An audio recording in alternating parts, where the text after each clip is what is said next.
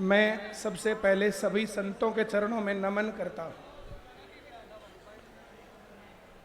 मैं सम्मानित मंच को प्रणाम करता हूं। भाई भवानी सिंह ने जो ये इस प्रकार का कार्यक्रम किया, नशे के खिलाफ फतेहाबाद को खड़ा करने का काम किया, मैं भाई भवानी सिंह को नमन करता हूं। एक तो जो भवानी सिंह जी ने इतने लोगों को यहाँ पर इकट्ठा किया, किस बात के लिए कि नशा मुक्त भारत हम लोगों को चाहिए। घर घर में आज हालत ये हो गई है कि नशे से ग्रसित बच्चे जो है हम लोगों की चिंता का विषय है। कब हमारा बच्चा भी नशे की गिरफ्त में आ जाएगा, ये बड़ी दिक्कत की बात है। हम लोगों को ऐसे चैन से नहीं रहना चाहिए कि हमारे घर में कोई नशा नहीं करता। अगर हमारे आस पड़ोस में, हमारे गांव में, शहर में, कॉलोनी में नशा है तो कब हमारा बच्चा उसकी गिरफ्त में आ जाएगा, ये बड़ी चिंता का विषय हमारा होना चाहिए। और सिर्फ हमें अपना घर नहीं बचाना है, अपना क्षेत्र बचाना है, अपना गांव बचाना है, अपना जिला बचाना है, अपना प्रदेश बचाना है। आज सबसे प्राइमरी चीज क्या है? तो सबसे पहली चीज है नशे से बचना, दूसरी चीज है अपराध से बचना। धीरे धीरे गांव गांव के अंदर छोटी छोटी जगहों पर जो है नशा फैलता जा रहा है और अपराध भी फैलता जा रहा है। दोनों चीजों से बचना ये आज और बड़े बुजुर्गों का ये काम है कि इससे बचाना। ये कैसे बचे और बच्चे नशे की तरफ क्यों जाते हैं?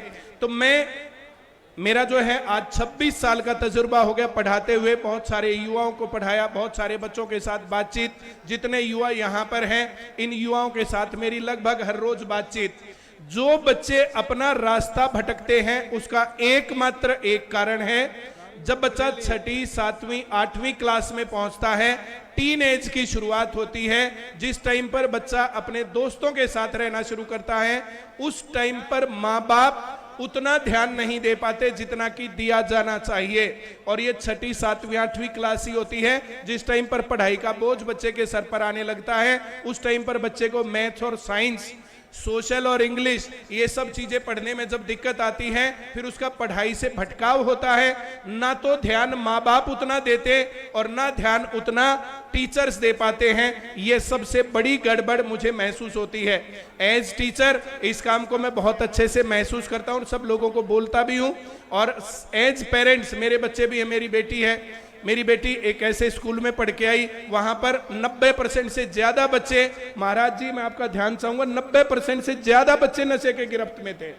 कई हजार करोड़ रुपए के लोग वहां पढ़ते थे, उनके बच्चे पढ़ते थे, प्राइवेट जेट उनके पास थे, फैक्ट्रियां उनके पास थी, लेकिन घर का कितना बुरा हाल था ये मैं आपको यहां पर बता नहीं सकता। ये चिंता का विषय हमारा होना चाहिए। और मेरी चिंता का सबसे बड़ा विषय ये था कि मेरी बेटी कहीं उनके संपर्क में जाकर के नशा ना पकड़ ले, मेरी बेटी उनके संपर्क में जाकर के किसी अपराध के रास्ते पर ना चल पड़े। पढ़ तो वो लेगी और पढ़ तो आपके बच्चे भी लेंगे। आज आपका बच्चा क्या बनेगा? उसको डॉक्टर बनना है, इंजीनियर बनना है, या उसको सरकारी नौकरी में जाना है, ये चिंता का विषय नहीं है। चिंता का विषय यह है कि अगर आपका बच्चा रास्ते से भटका नहीं, नशे के रास्ते पर गया नहीं, तो फिर आपका जीवन सफल है।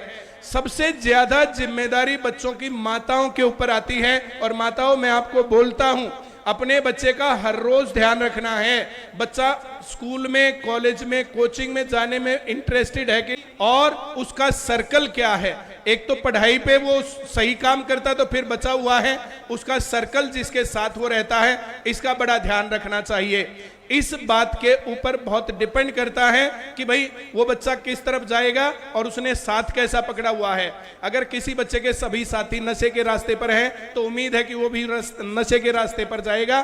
तो ऐसा साथ छुड़वाना चाहिए और बच्चों का ये ध्यान रखना चाहिए किन के साथ उठ बैठे, मोबाइल पर, सोशल मीडिया पर क्या देखता है। मैं एक बार फिर से सभी लोगों का बहुत बहुत धन्यवाद करता हूं। महाराज जितने भी हैं, गुरुजन हैं, इनके चरणों में नमन प्रस्तुत करता हूं। जितने लोग यहाँ पर आए हैं सभी को मैं धन्यवाद देता हूं। और भाई भवानी सिंह जी ने जो इतना बड़ा एक विचार बनाया कि नशा मुक्त फतेहाबाद होना चाहिए, जो ये विचार बनाया भवानी सिंह जी ने कि एक कार्यक्रम आपके साथ मिलकर के करना चाहिए, तो हम लोगों का साथ भाई भवानी सिंह जी, सिर्फ फतेहाबाद में नहीं पूरे हरियाणा में चाहिए इसी प्रकार से, और पूरे हरियाणा को नशा मुक्त बनाने की दिशा में आपको बड़ा कदम उठाना चाहिए। और मैं तो तरुण भंडारी जी को कहूंगा कि भाई भवानी सिंह जैसे जो लोग कर्मठ हैं, जो देश की सेवा के लिए काम करते हैं, तत्पर करते हैं, रहते हैं, इन लोगों को कुछ बड़ी जिम्मेदारियां भी देनी चाहिए ताकि ये उन सब चीजों को अच्छे तरीके से निभा भी सके। बहुत बहुत धन्यवाद सभी लोगों का। लोग भारत माता की